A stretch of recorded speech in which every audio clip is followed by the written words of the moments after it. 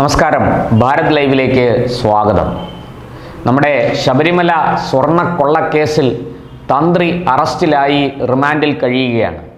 എന്നാൽ SITക്ക് അവിടെ നിന്ന് ഒരു ഇഞ്ച് പോലും മുന്നോട്ട് പോകാൻ കഴിഞ്ഞിട്ടില്ല എന്നുള്ളത് വ്യക്തമാണ്. തന്ത്രിയുമായി ബന്ധപ്പെട്ട് ഈ കോലാഹലങ്ങളൊക്കെ നടക്കുമ്പോൾ തന്ത്രിക്കും മുകളിൽ ഈ കേസിൽ ഇടപെട്ട ആൾക്കാർ ആരൊക്കെ എന്ന ചോദ്യമാണ് ഭക്തർ ഉയർത്തുന്നത്. അയ്യപ്പ ഭക്തരുടെ ഈ ചോദ്യത്തിന് കൃത്യമായ ഒരു ഉത്തരം പറയാൻ SITക്ക് കഴിയുന്നില്ല എന്നുള്ളതാണ് സത്യം. അല്ലെങ്കിൽ SIT അതിന് തയ്യാറാകുന്നില്ല എന്നുള്ളതാണ് നമുക്ക് പറയാൻ കഴിയുന്ന കാര്യം.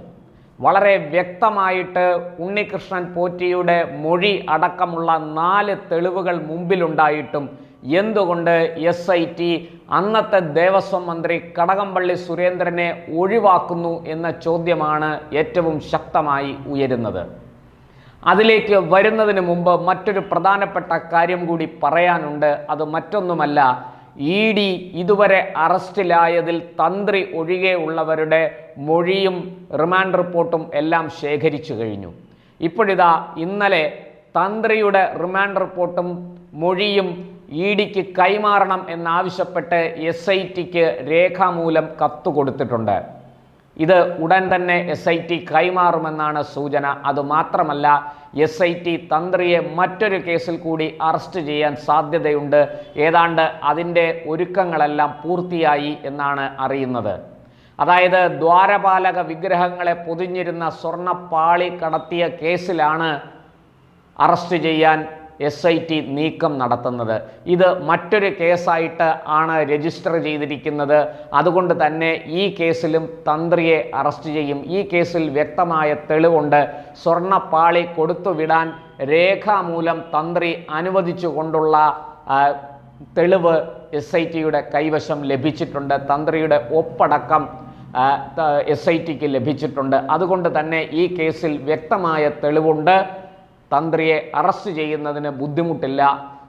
സ്പെഷ്യൽ ജയിലിലെത്തി SIT അറസ്റ്റ് രേഖപ്പെടുത്താനാണ് സാധ്യത. തുടർന്ന് അതിൻ്റെ റിപ്പോർട്ട് മജിസ്ട്രേറ്റ് കോടതിയിൽ സമർപ്പിച്ചേക്കും. പ്രതി കസ്റ്റഡിയിൽ തന്നെ കഴിയുന്നത് കൊണ്ട് മറ്റ് നടപടികളിലേക്ക് പോകണമെന്നില്ല. എന്തായാലും ഒരു കാര്യം വ്യക്തമാണ്, തന്ത്രിയെ അറസ്റ്റ് ചെയ്യാൻ ധൈര്യം കാണിച്ച SIT പക്ഷേ കേസിൽ മുന്നോട്ട് പോകുമ്പോൾ വലിയ രീതിയിൽ സ്തംഭിച്ചു നിൽക്കുന്ന കാഴ്ചയാണ് കാണുന്നത്. ഇവിടേക്കാണ് EDയുടെ പ്രവേശനം. ഈ തന്ത്രിയുടെ റിമാൻഡ് റിപ്പോർട്ടും മൊഴിയും കൂടി ലഭിച്ചു കഴിഞ്ഞാൽ ED അടുത്ത നടപടികളിലേക്ക് കടക്കും. ED ഒരു പക്ഷേ തന്ത്രിയെ ചോദ്യം ചെയ്യാൻ സാധ്യതയുണ്ട്. അങ്ങനെ തന്ത്രിയെ ചോദ്യം ചെയ്തു കഴിഞ്ഞാൽ ഞാൻ നേരത്തെ പറഞ്ഞതുപോലെ ഉണ്ണികൃഷ്ണൻ പോറ്റി കൊടുത്ത മൊഴി വളരെ കൃത്യമായി മുഖവിലക്കെടുത്തുകൊണ്ട് ED മുന്നോട്ട് പോകും. കാരണം ഉണ്ണികൃഷ്ണൻ പോറ്റി കൊടുത്ത മൊഴി തന്നെ സ്പോൺസറാക്കണം എന്നാവശ്യപ്പെട്ട് അന്നത്തെ ദേവസ്വം മന്ത്രി കടകംപള്ളി സുരേന്ദ്രനെ താൻ കത്ത് കൊടുത്തിരുന്നു. ആ കത്ത് മന്ത്രി അന്നത്തെ ദേവസ്വം ബോർഡ് പ്രസിഡന്റിലേക്ക് ശുപാർശ ചെയ്തിരുന്നു എന്നുള്ളതാണ് ഉണ്ണികൃഷ്ണൻ പോറ്റിയുടെ മൊഴി. ഈ മൊഴി ശരിവെക്കുന്ന അതേ മൊഴി അന്ന് ദേവസ്വം ബോർഡ് പ്രസിഡന്റായിരുന്ന ഇന്ന് അറസ്റ്റിലായി റിമാൻഡിൽ കഴിയുന്ന പത്മകുമാറും നൽകിയിട്ടുണ്ട്. പത്മകുമാറും ദ്വാരപാലക വിഗ്രഹം പൊതിഞ്ഞിരുന്ന സ്വർണ്ണപ്പാളി കടത്തിയ കേസിൽ ഇപ്പോൾ അറസ്റ്റിലാണ്. രണ്ടാമതൊരു കേസ് കൂടി എടുത്തിട്ടുള്ള കാര്യം നമുക്കെല്ലാവർക്കും അറിയുന്നതാണ്. ആ കേസിലേക്കാണ് ഇപ്പോൾ തന്ത്രിയെ കൂടി ബന്ധപ്പെടുത്തുന്നത്. തന്ത്രിയെയും ആ കേസിലും അറസ്റ്റ് രേഖപ്പെടുത്തും എന്നാണ് അറിയുന്നത്. എന്തായാലും ഈ ഉണ്ണികൃഷ്ണൻ പോറ്റിയുടെ മന്ത്രിക്കെതിരായ മൊഴി ഒരു ശക്തമായ തെളിവ് തന്നെയാണ്. അത് ശരിവെച്ചുകൊണ്ട് അന്നത്തെ ദേവസ്വം ബോർഡ് പ്രസിഡന്റും അതുപോലെ മൊഴി കൊടുത്തിരിക്കുന്നു. ഇത്രയും ശക്തമായ മൊഴിയും രേഖകളും കൈവശമുണ്ടായിട്ടും SIT ദേവസ്വം മുൻ മന്ത്രിയെ സമീപിക്കുന്നില്ല. ഈ കാര്യത്തിൽ നടപടികളൊന്നും സ്വീകരിക്കുന്നില്ല എന്നതാണ് ഏറ്റവും വിചിത്രമായ വസ്തുത.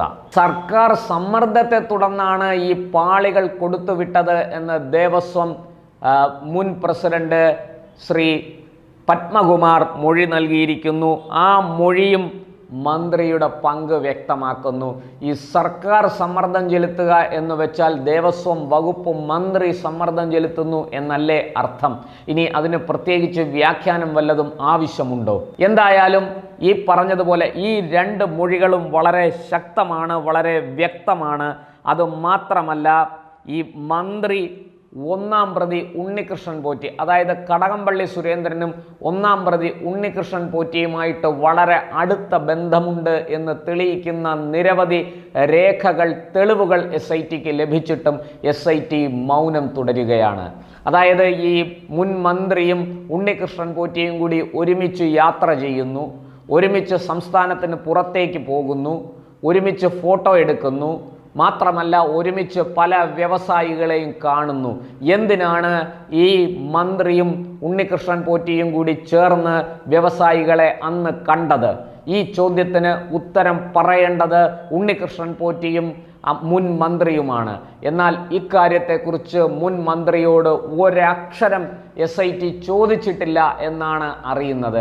ചില വ്യവസായികളെയൊക്കെ കണ്ടു, ചില സഹായങ്ങളൊക്കെ ചോദിച്ചു, ശബരിമല മാസ്റ്റർ പ്ലാൻ നടപ്പാക്കണം, അതിനു വേണ്ടിയിട്ട് ചില ശ്രമങ്ങളൊക്കെ നടത്തി എന്ന ഒഴിവ് കഴിവ് പറഞ്ഞ് രക്ഷപ്പെടാനാണ് ഇവരുടെ ശ്രമം. അതിന് കൂട്ടുനിൽക്കുകയാണ് SIT എന്ന് ആരെങ്കിലും കരുതിയാൽ അവരെ നമുക്ക് തെറ്റു പറയാനാകില്ല.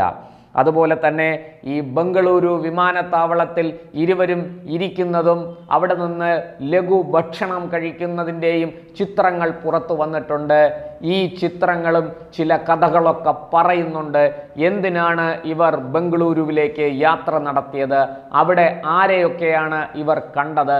ഈ ബംഗളൂരു ജാലഹള്ളി അയ്യപ്പ ക്ഷേത്രത്തിൽ ഉണ്ണികൃഷ്ണൻ പോറ്റി മേൽശാന്തിയായി സേവനമനുഷ്ഠിച്ചിരുന്നു.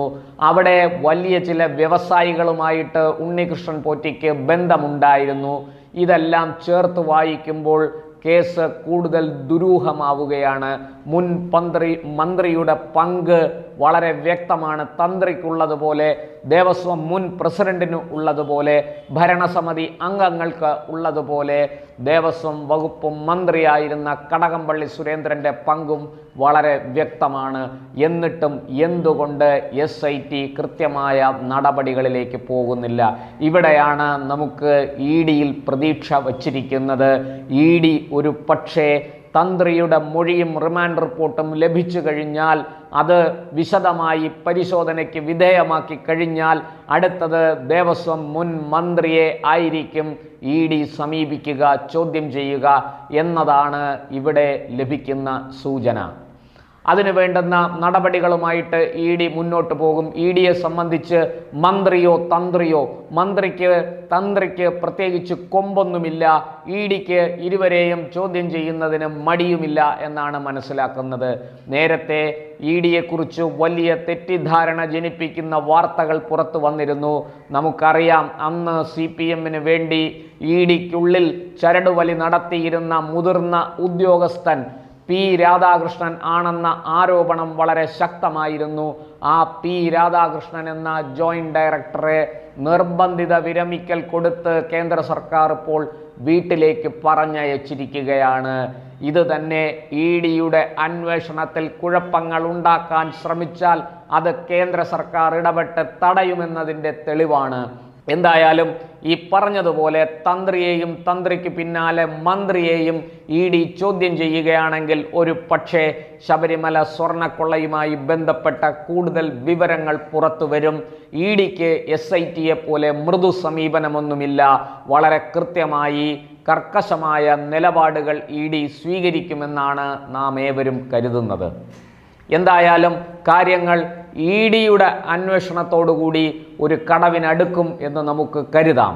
ഈ പറഞ്ഞതുപോലെ SIT സ്തംഭിച്ചു നിൽക്കുന്നിടത്തുനിന്ന് ED അതിവേഗത്തിൽ മുന്നോട്ട് പോകും എന്ന് തന്നെയാണ് അയ്യപ്പ ഭക്തരുടെയും തീർത്ഥാടകരുടെയും ഒക്കെ പ്രതീക്ഷ. ഇനിയിപ്പോൾ ഇന്ന് മണ്ഡല മകരവിളക്ക് മഹോത്സവമാണ്. ഈ മകരവിളക്ക്, മകരജ്യോതി തെളിയുന്ന ദിവസമാണ്. അതിനുശേഷം വലിയ മാറ്റങ്ങൾ ഈ കേസിൽ ഉണ്ടാകും എന്നാണ് പ്രതീക്ഷിക്കുന്നത്. ഈ ഒരു ദിവസത്തേക്ക് കൂടി ഒരു പക്ഷേ അന്വേഷണ ഉദ്യോഗസ്ഥർ, അത് SIT ആയാലും ED ആയാലും, ഈ ഒരു ദിവസം കൂടി അവർ കാത്തിരിക്കുകയാണ് എന്ന് തോന്നുന്നു. നാളെ തന്നെ തുടർ നടപടികളുമായിട്ട് ഈ രണ്ട് ഏജൻസികളും മുന്നോട്ട് പോകുമെന്ന് നമുക്ക് പ്രതീക്ഷിക്കാം. SIT പോയാലും ഇല്ലെങ്കിലും എൻഫോഴ്സ്മെൻറ്റിന് മുന്നോട്ട് പോയേ മതിയാവുള്ളൂ. കാരണം അവരുടെ കൈവശം കിട്ടിയിരിക്കുന്ന തെളിവുകൾ പ്രബലമാണ്. മാത്രമല്ല ED അങ്ങോട്ട് ചെന്ന് കോടതിയിൽ ആവശ്യപ്പെട്ടതാണ് ഈ കേസ് ഞങ്ങൾക്കും അന്വേഷിക്കാൻ അനുവദിക്കണം, ഇതിൻ്റെ തെളിവുകളും രേഖകളും കൈമാറണം, ഞങ്ങൾക്ക് ഇതിനെക്കുറിച്ച് ചില വിലപ്പെട്ട വിവരങ്ങൾ ലഭിച്ചിട്ടുണ്ട് എന്ന് പറഞ്ഞ് അങ്ങോട്ട് കോടതിയെ സമീപിക്കുകയായിരുന്നു. അത് ഹൈക്കോടതി വരെ എത്തി. ഹൈക്കോടതി അതിനുള്ള അനുമതി കൊടുക്കുകയും ചെയ്തു. ഇനി EDക്ക് അതിൽ നിന്ന് പിന്മാറാൻ സാധ്യമല്ല. വളരെ കൃത്യമായിട്ട് ഹൈക്കോടതിയുടെ ചോദ്യങ്ങൾക്ക് ഉത്തരം പറയേണ്ടി വരും. നിലവിൽ ഹൈക്കോടതി ദേവസ്വം ബെഞ്ചിൻ്റെ നിരീക്ഷണത്തിൽ മുന്നേറുന്ന അന്വേഷണം SITക്ക് എന്തുകൊണ്ടോ തന്ത്രിയിൽ നിന്ന് മന്ത്രിയിലേക്ക് കൊണ്ടുപോകാൻ സാധിക്കുന്നില്ല. അവിടെ എവിടെയോ ഒരു തടസ്സം, ഒരു കുരുക്ക് വീണിരിക്കുന്നു എന്നാണ് അനുമാനിക്കേണ്ടത്. ഈ പറഞ്ഞതുപോലെ SIT തന്ത്രിയിൽ നിന്ന് മന്ത്രിയിലേക്ക് പോയാൽ അത് കേരളത്തെ ഞെട്ടിക്കുന്ന ഒരു സംഭവമായി മാറും. വലിയ വില അതിന് ഭരിക്കുന്ന സർക്കാർ കൊടുക്കേണ്ടി വരും എന്ന് തീർച്ചയാണ്. നമുക്ക് കാത്തിരിക്കാം. SITയുടെയും EDയുടെയും തുടർ നടപടികൾ എന്താണ് എന്ന് അറിയുന്നതിന് നമുക്ക് കാത്തിരിക്കാം.